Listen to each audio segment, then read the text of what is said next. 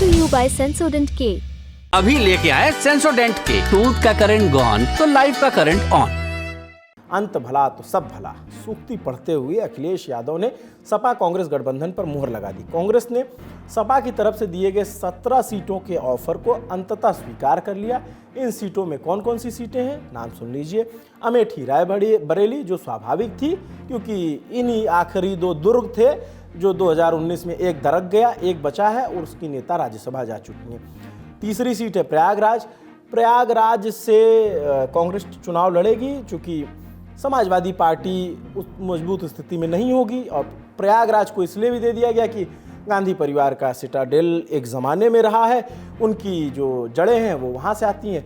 वाराणसी दी है। वाराणसी में आखिरी बार 2009 में कांग्रेस जीती थी, मेरी जानकारी 2004 या 2009 किसी एक में जीती थी। और महाराजगंज की सीट दी है, देवरिया की सीट, बांसगांव, सीतापुर, अमरोहा। अमरोहा से फिलवक्त बसपा से दानिश अली सांसद हैं जिनको अपशब्द कहे गए थे संसद में, जिसकी खूब मजम्मत की गई। लेकिन जिन सांसद ने कहा, रमेश बिधूड़ी ने, उन पर कोई कार्रवाई नहीं हुई थी, तो वो दानिश अली से मिलने, आप देखे होंगे राहुल गांधी की तस्वीरें आई थी। तो संभवतः है, राजनीति में संभावनाएं हमेशा बनी रहती हैं, तो पूरी संभावना है कि अमरोहा वाले दानिश अली कांग्रेस में चले जाएंगे और कांग्रेस के टिकट पर अमरोहा से चुनाव लड़ेंगे, ऐसी संभावना है। बुलंदशहर, गाजियाबाद, कानपुर। आपको पता होगा कानपुर से श्री प्रकाश जायसवाल 2 बार सांसद रह चुके कांग्रेस पार्टी के टिकट पर, तो कानपुर इस बार फिर झोली में आई। झांसी भी दी गई है। झांसी से भी कांग्रेस जीती थी एक ज़माने में, मतलब 2009 वाले चुनाव में तो जीती थी। बाराबंकी, फतेहपुर सीकरी, सहारनपुर। अब सहारनपुर से कांग्रेस को अगर ये सीट दी गई है तो इसका मतलब है कि यहाँ भी संभावना है कि इमरान मसूद गोल गोल चक्कर लगाने के बाद जो कांग्रेस में लौट आए हैं उनको कांग्रेस अपने टिकट पर चुनाव लड़ाएगी और सहारनपुर की लड़ाई भी देखने लायक होगी, दिलचस्प होगी।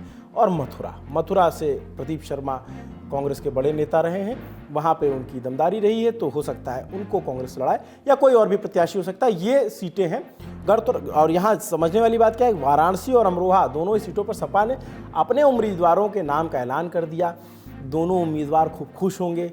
एक थोड़ी आशंका होगी कि जीतेंगे कि नहीं जीतेंगे, लेकिन वाराणसी वाले तो इस बात से खुश हो सकते थे कि कम से कम प्रधानमंत्री के खिलाफ चुनाव लड़ रहे हैं तो मीडिया का टेंशन ही मिलेगा, 4 आदमी इंटरव्यू करे आएगा, पूछेगा और जान भी जाएगा सुरेंद्र कुमार पटेल को।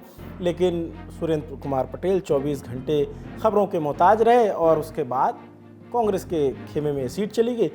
तो पूरी संभावना है कि कांग्रेस वहाँ अपना कैंडिडेट उतारेगी, उनका टिकट कट जाएगा। ऐसा हो सकता है क्योंकि अजय राय जो यूपी बीजेपी के अध्यक्ष हैं वो खुद भी बनारस के हैं और 2014 में कौन भूल सकता है जो प्रधानमंत्री मोदी के खिलाफ चुनाव लड़ चुके हैं। तो क्या पता वो लड़ जाएं या फिर कुछ भी हो सकता है, राजनीति है, हो सकता है सुरेंद्र पटेल को ही अपना सिंबल दे दे कांग्रेस या कोई तीसरा कैंडिडेट आए, ये देखने वाली बात होगी। लिस्ट में फेरबदल की संभावनाओं से इनकार नहीं किया जा सकता। समाजवादी पार्टी और कांग्रेस का समझौता सिर्फ उत्तर प्रदेश तक सीमित नहीं है, यहाँ पे कांग्रेस ने भी थोड़ा सा आगे आना पड़ा कांग्रेस को, और मध्य प्रदेश में भी एक सीट सपा को दी है। सीट कौन सी है? खजुराहो। उस सीट पर समाजवादी पार्टी अपने प्रत्याशी को चुनाव लड़ाएगा। आप लोग जानते हैं कुछ दिन पहले तक दोनों पार्टियों के बीच गठबंधन को लेकर इफ बट होता नजर आ रहा था। सपा का ऑफर दिया जा रहा था, कांग्रेस असंतुष्ट नजर आ रही थी। सपा ने साफ कह दिया जब तक भैया सीट शेयरिंग का फॉर्मूला तैयार नहीं होता है, जब तक हामी नहीं भरी जाती, तब तक जो यूपी के 2 लड़के 2017 में एक साथ नज़र आए थे वो एक साथ नज़र नहीं आएंगे। राहुल गांधी की भारत जोड़ो न्याय यात्रा में अखिलेश यादव ने जाने से तब तक के लिए होड़ लगा दिया था, अब शायद जाए। इंडिया टुडे से जुड़े सूत्र बताते हैं कि इस डील को कराने में अहम भूमिका अदा की प्रियंका गांधी वाड्रा ने। प्रियंका ने पहले राहुल से बात की, फिर अखिलेश यादव से। गठबंधन को नक्की करने के लिए एक मध्यम मार्ग निकाला गया।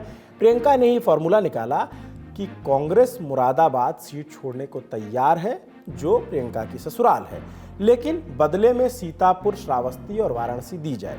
इस पर सपा भी राजी हो गई कि वाराणसी देने में भला क्या ही हर्ज है, वहाँ तो प्रधानमंत्री लड़ रहे हैं और नतीजे लगभग चुनाव में सबको पता है। लेकिन लोकतंत्र है और लड़ाई होती रहनी चाहिए, चुनाव है, कुछ लड़ाइयाँ जीतने के लिए ना सही लड़ने के लिए तो लड़ी ही जाती हैं।